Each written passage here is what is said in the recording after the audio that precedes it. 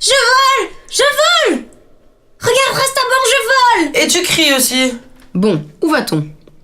Nous allons cheminer de par la plaine pour atterrir chez toi, très cher Aludra. Il nous reste un royaume à rallumer. Oh, suis-je étourdi? Tu as raison. Et puis, le royaume de l'air est plein de surprises. Luot est infect, mais les habitants sont gentils, charmants et très coquins. Et pourquoi donc, je te prie? Le royaume de l'air, Potiron, c'est le pays où l'on chante, où l'on danse et où les gens étaient joyeux avant la Grande Guerre.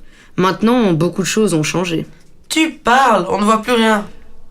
Voilà pourquoi nous devons absolument aider Vasily dans sa recherche de la lumière.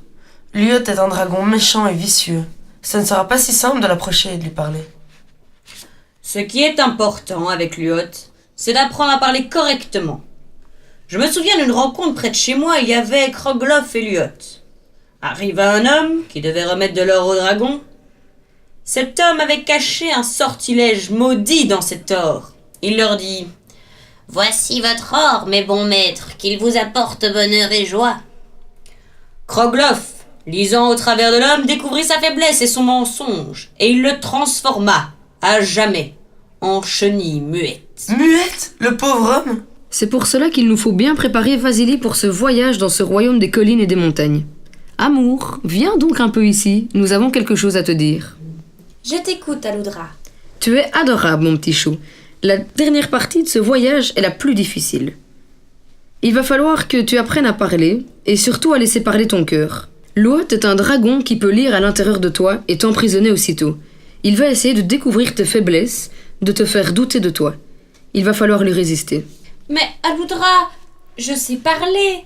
Bien sûr que tu sais parler, mais ici tu vas devoir apprendre le langage des dragons. Moi, j'ai raté 3 fois mon examen de langage dragon. Tu veux aider Vasily? Oui ou non? Mais bien sûr. Alors tais-toi. Vasily, dans le royaume des montagnes, tu es tout près de la lune. Si tu réussis à rallumer les collines, la lune des 3 mondes sera rallumée et la lumière réapparaîtra dans le ciel. Tout sera éclairé et les hommes, les gnomes et les nains pourront à nouveau vivre en paix. Tu es plein de courage, Vasily Lapsi. Tu peux y arriver. Comment vais-je reconnaître Luot? Il est entièrement gris. Cela commence bien. On est accueillis par des statues qui me donnent la chair de poule. Ne fais pas de bruit, Rastapon. Tu risques de réveiller Luot. Tu as vu ce qui arrive quand on le dérange? Quel chant merveilleux. J'ai envie de m'arrêter, de me coucher et me laisser bercer par cette mélodie. Surtout pas. Si tu te couches, tu seras changé en statue.